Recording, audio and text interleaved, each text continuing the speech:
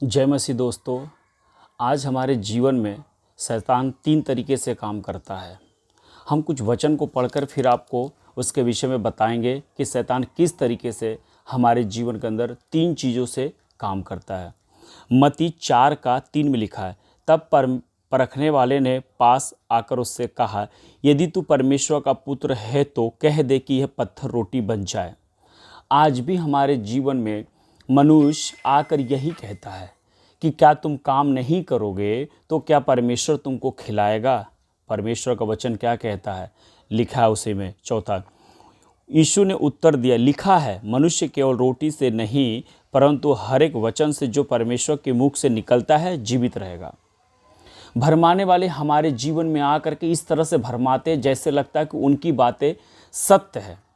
तो परमेश्वर से, खुदावंद यीशु से लोग आपको दूर करने के लिए पूरा प्रयास करते हैं। जैसे शैतान ने कहा कि इस रोटी पत्थर से कह दे रोटी बन जाए, वैसे मनुष्य भी आज के समय में ऐसा ही जीवन बिता रहा है। वो भी आपको अलग अलग रूप रेखा के लेकर के भरमाएगा कि तुम अगर काम नहीं करोगे तो घर कैसे चलेगा, खर्चा कैसे चलेगा। तुम अगर दिन रात सेवा करोगे, प्रार्थना करोगे, वचन को केवल पढ़ोगे, जाके सुसमाचार सुनाओगे तो तुम्हारा परिवार में तंगी आ जाएगी, तुम आगे नहीं बढ़ पाओगे, तरक्की नहीं कर पाओगे, आगे ज़िंदगी पूरी बाकी है। इस तरह से शैतान जैसे हम प्रभु यीशु को भड़काया वैसे लोग आपको भड़काते हैं। तो उस समय आपको समझना होगा कि ये शब्द यीशु का नहीं, ये शब्द शैतान का है। इसे आपको पहचानना होगा।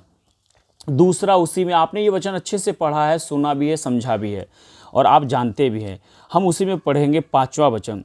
तब इब्लीस ने उसे पवित्र नगर में ले गया और मंदिर के कंगूरे पर खड़ा किया और उससे कहा, यदि तू परमेश्वर का पुत्र है तो अपने आप को नीचे गिरा दे, क्योंकि लिखा है वह तेरे विषय में अपने स्वर्गदूतों की आज्ञा देगा और तुझे हाथों हाथ उठा लेगा, कहीं ऐसा न हो कि तेरे पाँव में पत्थर से ठेस लगे। इस तरह से शैतानी रूप में लोग आते हैं और आपको भड़काते हैं कि क्या परमेश्वर ने तुम्हें कहा ये करने के लिए, क्या परमेश्वर ने तुम्हें कहा वो करने के लिए। नहीं भाई, ये सब कुछ करना पड़ता है, ये जीवन है। घर में, परिवार में, समाज में, लोगों के बीच में जाना होता है।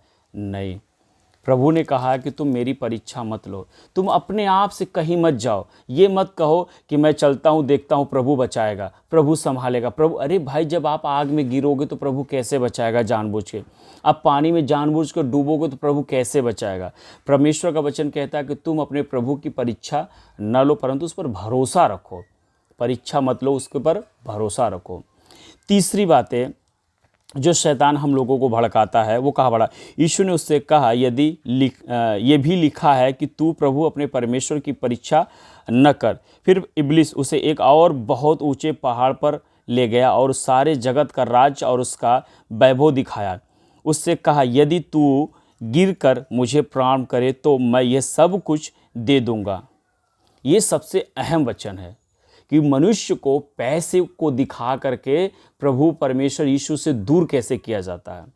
लोग काम को दिखाएंगे, आपको बिजनेस दिखाएंगे, आपकी नौकरी बढ़ाएंगे, आपके दिखाएंगे गाड़ी आपको लेना, बंगला लेना। लोग अलग अलग रूपरेखा से आपको दर्शाएंगे कि आप यीशु से दूर, जो आप यीशु को समय देते थे प्रार्थना में, वचन में, बाइबिल में, अब आप क्या करने लगे, पैसे के पीछे भागने लगे। जो शैतान यहाँ कहता है कि तुम मुझे प्रणाम करोगे तो मैं वह सब कुछ तुम्हें दूंगा, और आप उसके पीछे भागना स्टार्ट कर देते हैं और वो सब कुछ हम खो देते हैं जो हमें प्रभु यीशु मेरे लिए रखा था और देने वाला था।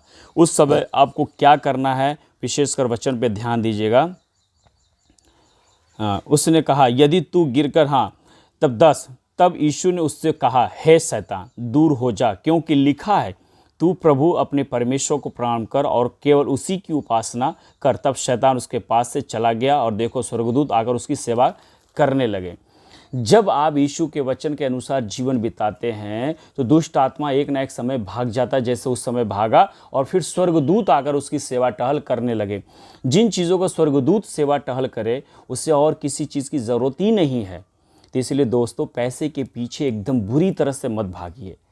ऐसा मत सोचिए मेरा बिजनेस को बढ़ाना, यही तो शैतान चाहता है आपको, उसी में तो वो उलझा रहा है कि आप पैसा कमाओ, बड़ा आदमी बनो, बिजनेस बढ़ाओ।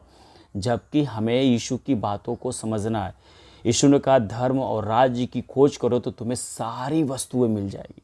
तुम मुझ पर भरोसा करो, मैं तुम्हारे लिए एक बहुत बड़ा धन रखा हूँ। तो दोस्तों, पैसे के पीछे इतनी बुरी तरह से मत फंस जाइए, कमाने और खाने के चक्कर में इतनी बुरी तरह से न फंस जाइए कि यीशु से ही दूर हो जाए, जो आपको सब कुछ देने वाला था। तो इस बात को ध्यान दीजिए और आज की बातें यही समाप्त करते हैं। जय मसीह की।